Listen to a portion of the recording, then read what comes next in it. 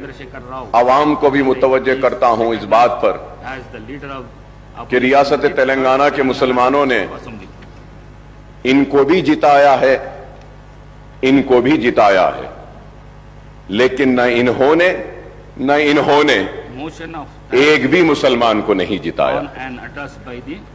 और मुसलमानों की नुमाइंदगी करने वाली जमात को खत्म करने के मंसूबे व साजिशें बनाई गई, कोशिशें की गई, लेकिन वो साजिशें, वो मंसूबे, वो ख्वाब चुकनाचूर हो गए। हम जहां थे वहीं हैं और वहीं रहेंगे। हकीकत यह है कि इन्होंने 6 मुसलमानों को और उन्होंने 3 मुसलमानों को इलेक्शन में खड़ा किया, लेकिन आपकी जमात ने सिर्फ मुसलमानों से मुकाबला किया और सिर्फ मुसलमानों को हराकर इनके और उनके बीच में खड़े हो गए।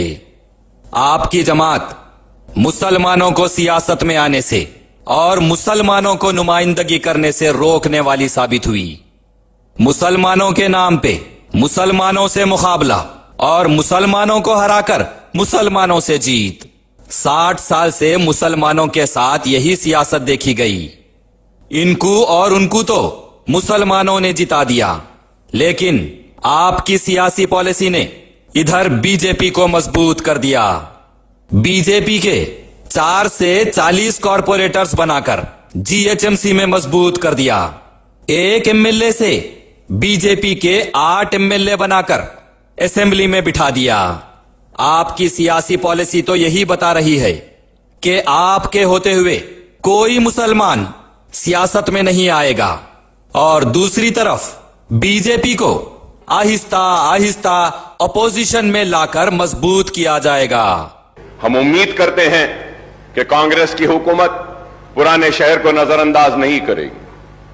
हम उम्मीद करते हैं कि पुराने शहर की तरक्की नए शहर के बराबर होगी।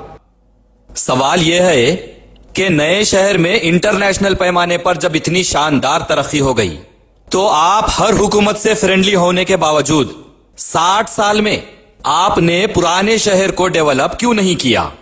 हम उम्मीद करते हैं कि आईटी टावर्स जो हमने मंजूरी हासिल की थी पुराने शहर के लिए, वो आईटी टावर्स का काम जारी रहेगा।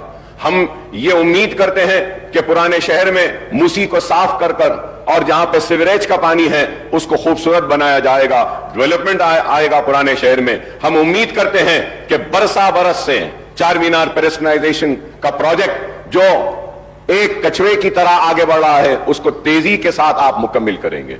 हम उम्मीद करते हैं और तवक्को करते हैं कि आप पुराने शहर को नए शहर के बराबर तरक्की देंगे।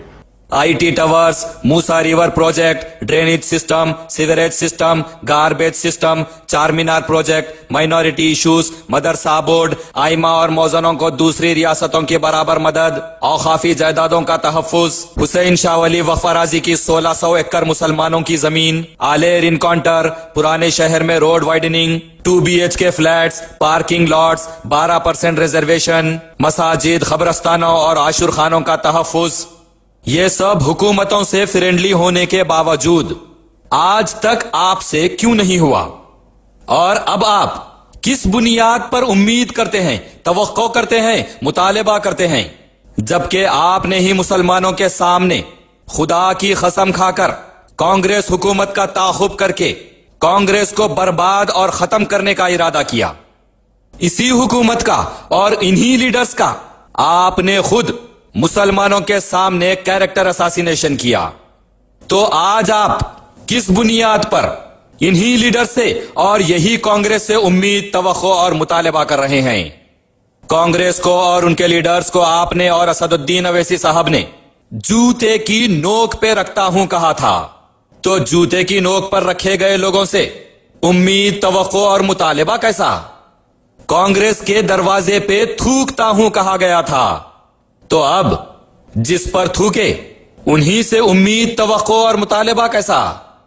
कांग्रेस का ताखुब करूंगा, कांग्रेस को मिटा दूंगा, कांग्रेस का जनाजा बड़ी धूम से उठाऊंगा कहे थे आप।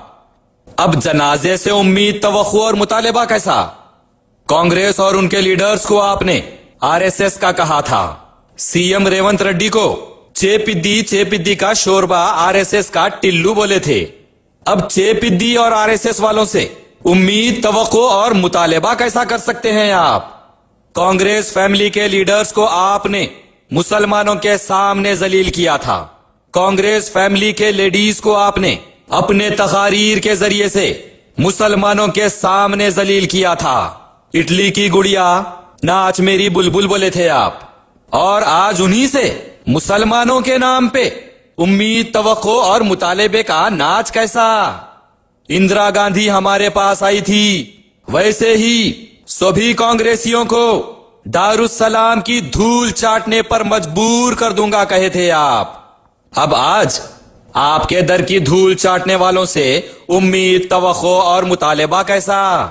तकारीर के जरिए मुसलमानों के सामने आपने ही कांग्रेस को बाबरी मस्जिद के खातिल, दरिंदगाने इंसानियत के खातिल, बेईमानों की जमात, झूठों की जमात, खातिलों की जमात, जानियों, अय्याशियों और शराबियों की जमात कहा था। और आज आप इन्हीं से उम्मीद, तवक्को और मुतालेबे पर कैसा आ सकते हैं? और चीफ मिनिस्टर साहब से, रेवंत रेड्डी साहब से मुतालबा करूंगा कि आप पुराने शहर के और शहर हैदराबाद के सारे हमारे एमएलए की एक मीटिंग बुलाइए। हम सारे मसाइल को आपके सामने रखेंगे और उन मसाइल को आप एक के बाद एक उनको हल करते हुए आप आगे बढ़े तो हम आपके ममनून और मशकूर रहेंगे। मुसलमानों से किस किस्म की सियासी पॉलिसी है ये आपकी? 60 साल से जिससे भी फ्रेंडली थे आप, उनसे मुसलमानों की तरक्की और ओल्ड सिटी का डेवलपमेंट नहीं करवाए, और आज आप आरएसएस वालों से, खातिलों से, बेईमानों से, झूठों से, जानियों से, अय्याशों से, शराबियों से मुसलमानों की तरक्की और ओल्ड सिटी के डेवलपमेंट का मुतालबा कर रही। अपने तकारीर के जरिए मुसलमानों को कांग्रेस और उनके लीडर्स के ताल्लुक से जो बताए थे आप, वो हकीकत है या फिर आज जो असेंबली में ठहर कर बता रहे हैं आप, वो सही है? आपकी किस बात को सही माना जाए? मुसलमानों के नाम पे मुसलमानों के साथ ये सियासी खेल कैसा खेला जा रहा है? हम ये भी उम्मीद करते हैं कि 17,000 अइम्मा और मौजनों को आप अचलीकास को जो पैसा दिया जा रहा है उनके बराबर देंगे। आपके मैनिफेस्टो में आपने कहा कि 12,000 देंगे, लेकिन मैं कहूंगा कि हुकूमत का कोई मजहब नहीं होता, हुकूमत का कोई मजहब नहीं। जब अचलीकास पुजारीस को आप 25,000 दे रहे हैं तो हुकूमत की जिम्मेदारी है कि वो मुस्लिम अइम्मा और मौजनों को भी उन्हीं के बराबर दे। मैं उम्मीद करता हूं कि हुकूमत मसाजिद का तहफ्फुज़ करेगी, मैं उम्मीद करता हूं कि आशुर खानों का तहफ्फुज़ करेगी। मैं एक मुसलमान होने के नाते आपसे पूछना चाहूंगा कि अगर कांग्रेस और रेवंत रेड्डी आरएसएस के है और कांग्रेस के लीडर्स दरिंदगाने इंसानियत के खातिल, बेईमान, झूठे, जानी, अय्याश और शराबी है, तो क्या आप ऐसे लोगों से उम्मीद और तवक्को जताने वालों में से है? जिसे आपने बाबरी मस्जिद का खातिल कहा था, उनसे ही आज आप मसाजिद के तहफ्फुज़ की बात करते हैं।